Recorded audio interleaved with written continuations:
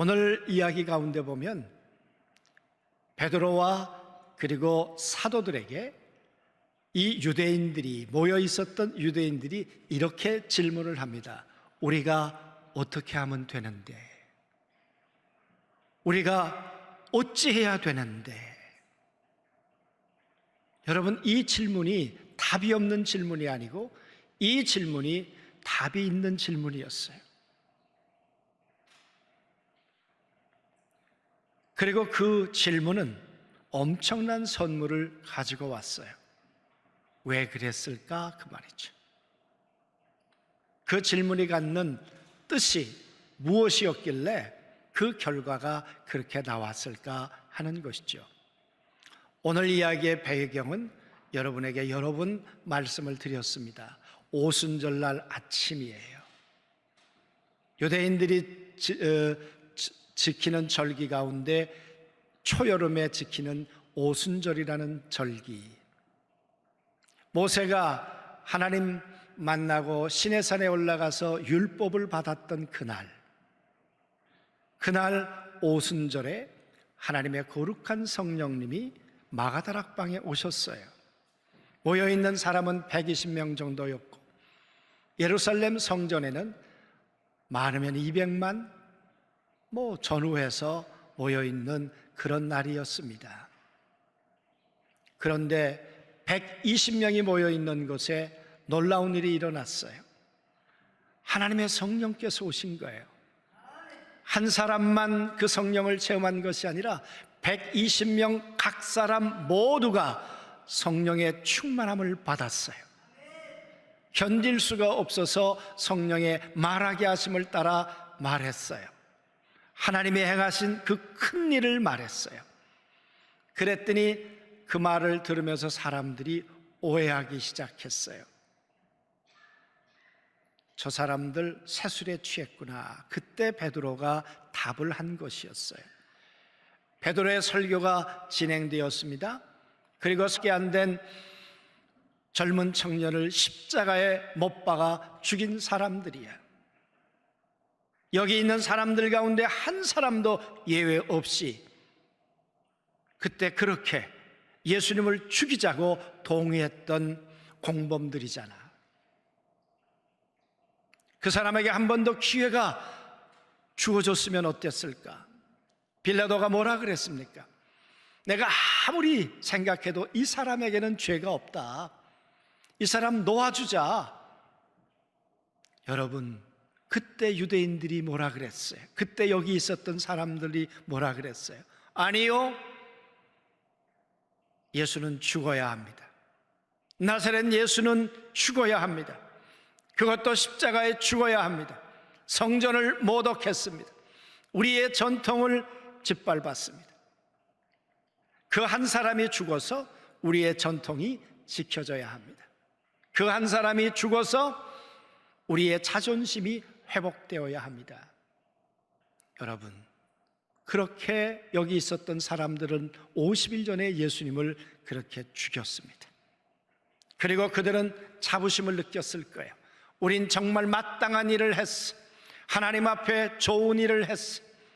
하나님이 물어보셔도 우리는 당당하게 답을 할 수 있어. 아마 모든 유대인들이 그렇게 생각하고 유월절을 끝내고 그리고는 고향으로 돌아갔겠죠. 그리고 돌아갔다가 그들은 다시 50일 만에 오늘 모이게 된 거예요. 그랬는데 베드로라고 하는 사람이 서가지고 하는 말이 당신들 나쁜 사람들인데, 아니 나쁜 정도가 아니라 살인한 사람들인데, 그런데 당신들이 죽인 그 사람이 누군지 알아? 하나님의 아들이었어. 하나님께서 그를 죽은 자 가운데 살려내셨어. 그게 여러분 36절 말씀이었어요.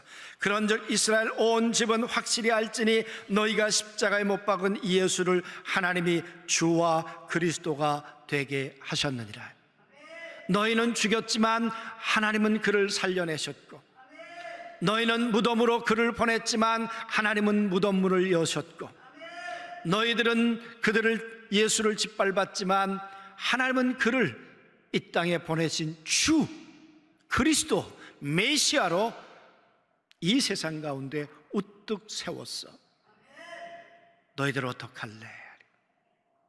이게 현실인데, 주와 및 그리스도가 되었다는 증거가 오늘 우리 안에 성령으로 오신 것인데, 너희들, 당신들, 형제 여러분 어떻게 할 거예요? 여러분, 이 이야기를 들었을 때 예수님을 죽이자고 목 놓아 외쳤던 그들의 반응이 어땠을 것 같습니까? 우리가 예수님을 죽였다고? 아니, 죽을 짓 했잖아. 마땅히 죽어야 할 사람이었잖아. 여러분, 그렇게 생각하는 게 당연한 것 아닐까, 그 말이에요. 50일 만에 사람의 마음이 바뀌어요? 사람 마음 바뀌는 게 쉽지 않잖아요. 가룟 유다를 여러분 한번 생각해 보시자고요. 예수님을 그렇게 따라다녔고 사람들에게 신뢰를 듬뿍 받았던 가룟 유다, 그리고 재정을 맡았던 가룟 유다, 마지막 순간이 왔습니다. 예수님이 그의 발을 닦아 주었습니다. 감동이었을 거예요. 그런데 그의 마음은 감동이었을까요? 다른 제자들은 어떻게 선생님이 우리의 발을 씻으실 수가 있습니까? 송구스러워했는데 가룟 유다도 그랬을까? 발을 닦아준 그 일이 끝나고 난 다음에 마지막 성찬을 나누었습니다. 나누면서 떡을 떼어주면서 예수님이 그렇게 말씀하셨죠. 이 가운데 나를 팔 자가 있다. 여러분, 가룟 유다가 그때 어떤 마음이었을까? 예수님이 날 아시는구나. 이 이야기를 듣고 마음이 찔려서 나를 알고 계시는 저 예수님 앞에 지금이라도 내가 잘못했다고 하면 용서해 주실까? 아니, 용서를 빌어야지. 마음의 찔림을 받고 양심의 고통을 느끼고 그랬어야 정상이 아니었을까, 그 말이에요. 그런데 여러분, 가룟 유다 그리 했나요? 아니에요. 그의 양심이 마비됐어요. 그 양심이 화인 맞았어요. 그의 양심이 예수님 잘못했습니다, 이 말 하는 것이 정말 어려웠어요. 내가 어떻게 하면 살 수 있겠습니까? 이 질문 한마디면 사는 건데 그리하지 않았어요. 예수님께서 말씀하셨어요. 가룟 유다야, 네 하고 싶은 일을 해라. 그랬더니 가룟 유다는 떡 조각을 들고 나가니라. 여러분, 가룟 유다만 그 마음을 바꾸는 것이 어렵습니까? 우리들은 안 그래요? 하나님 앞에 그릇 행하여 각기 제 길로 가려고 했던 우리의 마음을 바꾸는 것이 생각처럼 쉽더냐고요. 하나님을 향해서 불순종하기로 결심했던 내 뜻과 의지를 잘못했습니다 라고 예수 그리스도 앞에 굴복하는 것이 말처럼 그렇게 쉽게 되더냐고요. 참 어렵습니다. 여러분, 그렇게 어려운데 오늘 이 말씀을 듣고 여기 모여 있었던 사람들 다는 아니었겠죠. 이 사람들 가운데 어떤 반응, 어떤 일이 일어났을까? 오늘 보시죠. 이 말을 듣고 마음에 찔려. 이 찔렸다는 말은 그 말이 내 가슴을 때렸다는 거예요. 십자가에서 죽은 하나님의 아들을 죽이라고 소리쳤던 너희들이 살인자야. 그 이야기를 듣고 가슴이 때리기 시작했어요. 가슴이 아파오기 시작했어요. 정말 내가 살인자네? 내가 사람을 죽였네? 내가 옳다고 생각했는데 아니었네? 내가 정이라고 생각했는데 불이었네? 여러분, 그 얘기 아니었겠습니까? 그 베드로, 어부였던 베드로, 나사렛 동네의 촌놈이었던 베드로, 무식했던 베드로가 이야기를 하는데 내 가슴이 저며오기 시작하는 거예요. 그게 찔렸다는 거예요. 그뿐입니까? 격하게 찔리고 관통하는 것 같았다. 예리한 칼날이 화살 같은 것이 내 마음을 파고들어와 후벼 파는 것 같았다. 고통스러워 견딜 수 없었다. 내가 사람을 죽이다니. 그래서 여러분, 고통을 넘어 이 찔렸단 말 속엔 실신하단 말도 있어요. 얼마나 고통스러웠으면 감정을 넘어 감정줄을, 생각줄을 놓을 만큼 그렇게 실신하는 것 같았을까.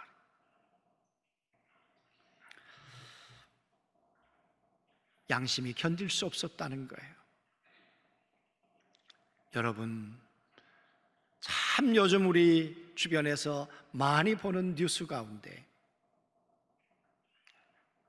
내가 잘못했습니다, 내가 실수했습니다 한마디면 다 용서가 될 것 같은데, 그런데 그 말 한마디가 참 어려워서, 그 말 한마디 고백하는 게, 자백하는 게 죽는 것만큼이나 어려워서 끝까지 뉴스거리를 만드는 일들이 얼마나 많아요. 참 양심에 이 찔림이 있음에도 불구하고 그걸 밖으로 드러내는 것이 그만큼 어렵죠. 인정하는 것이 너무 어렵죠. 아니면 어떤 사람들에게는 아예 양심이 마비가 되어서 그런 이야기를 듣기는 듣지만 아무런 감각이 없는 죽어버린 마음, 죽어버린 생각, 죽어버린 감정, 죽어버린 양심도 있을 수가 있겠죠. 그러나 오늘 여기 모여 있었던 사람들 가운데 나중에 사람의 숫자를 밝히지만 3,000명이라 그랬어요. 거기 모여 있었던 3,000명은 이 이야기를 듣고 가슴이 후벼 팠어. 가슴이 찢어지기 시작했어. 양심이 견딜 수가 없었어요. 그래서 그들이 이렇게 질문해요. 그러면 우리가 어떻게 해야 되는데? 그러면 우리가 어떻게 해야 되는데? 이렇게 잘못했는데, 이렇게 사람을 죽였는데, 내가 이렇게 악한 사람이었는데, 그러면 어떡하라고? 그게 오늘 질문이었어요.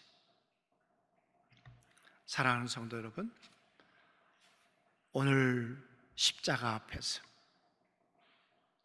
나를 사랑하기 위해서 이 땅에 오셨고, 그리고 나를 위해서 십자가에 나의 죄를 대신해서 돌아가신 하나님의 사랑의 십자가에 대해서 우린 때론 오해한 적이 없는가 그 말이, 당연한가라고 생각해 본 적은 없는가 그 말이.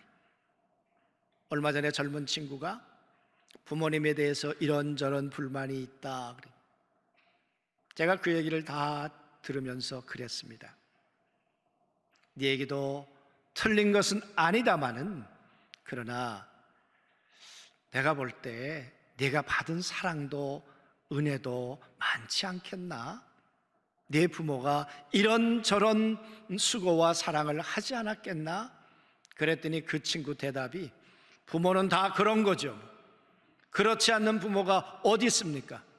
남의 부모들도 다 하는 것인데 우리 어머님 아버님이 한 게 뭐 특별한 건가요? 아니요, 당연한 거예요. 당연한 거예요. 여러분, 그 얘기를 들으면서 그게 제 모습일 수 있겠다.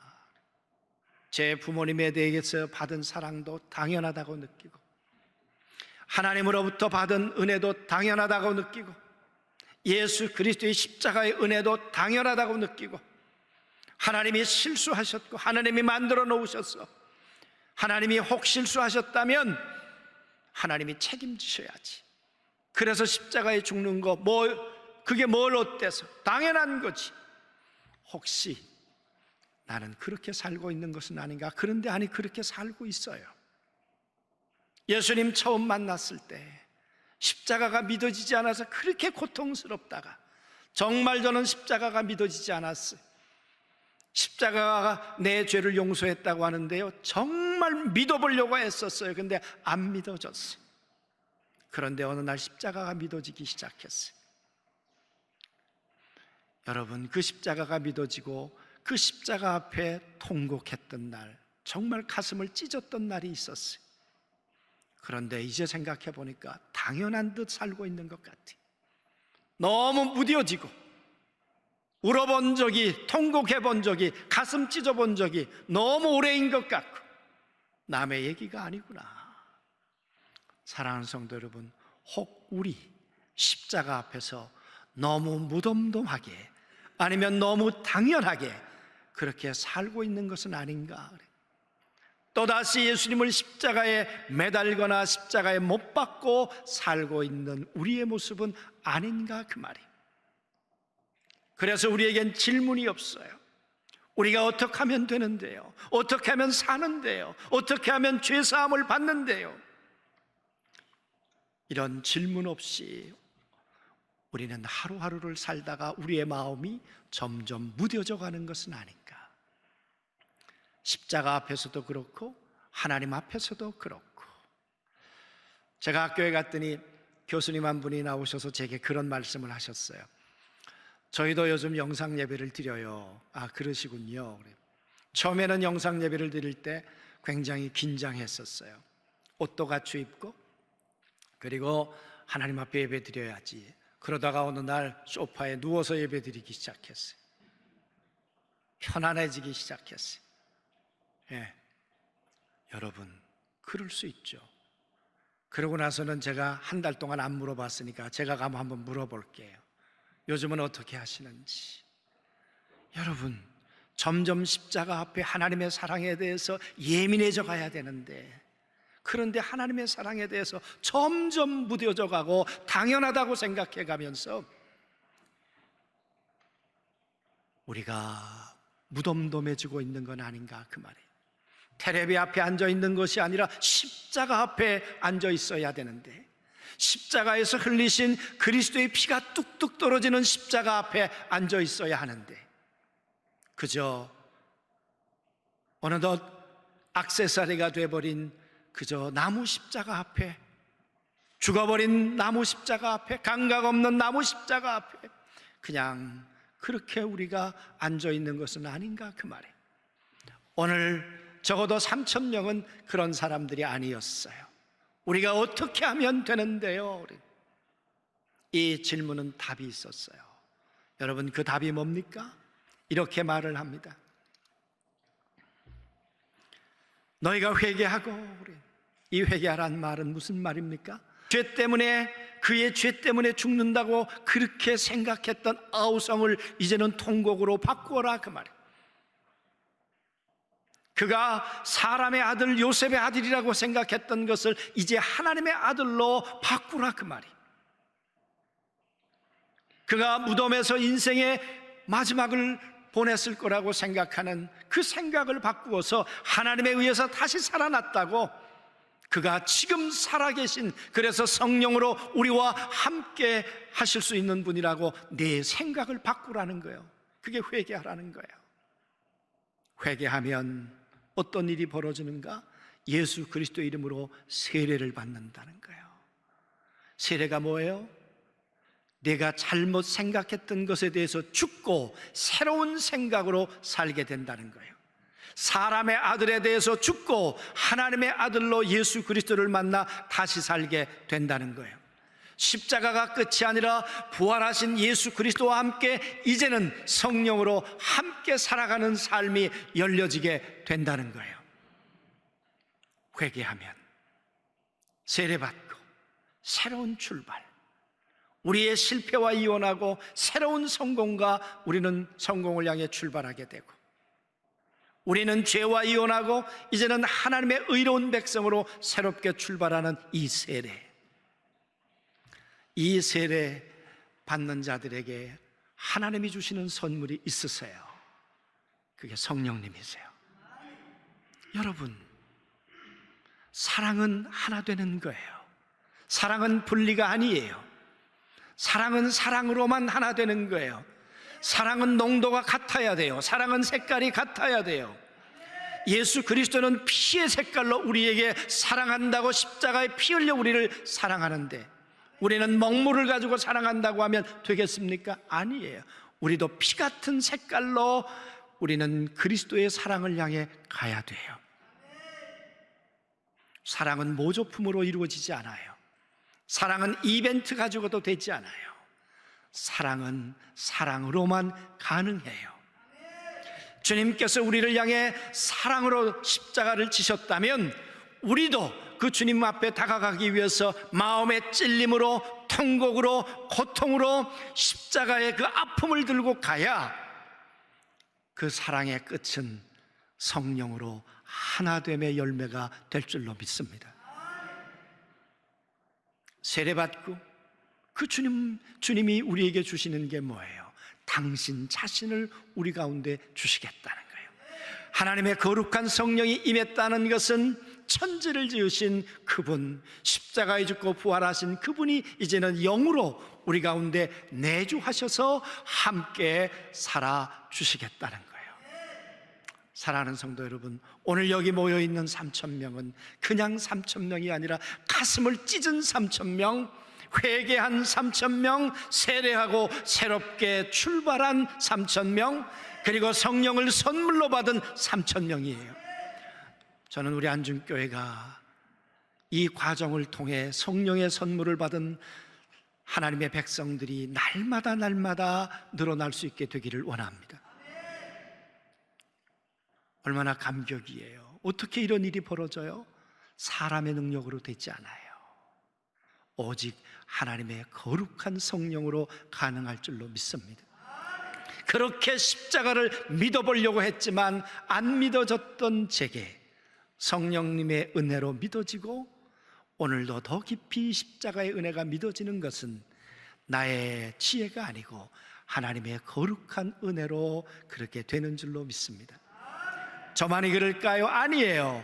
우리 모든 성도들에게도 하나님의 거룩한 은혜가 임하면 십자가의 은혜는 우리에게 회복이 될 줄로 믿습니다.